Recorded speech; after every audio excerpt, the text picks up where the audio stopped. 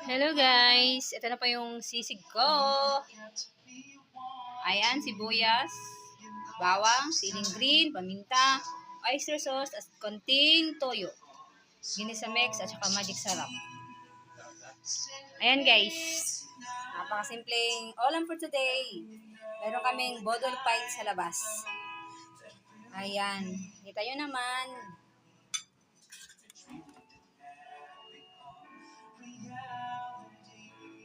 Ayan, may itlog. Tatlong itlog yan guys.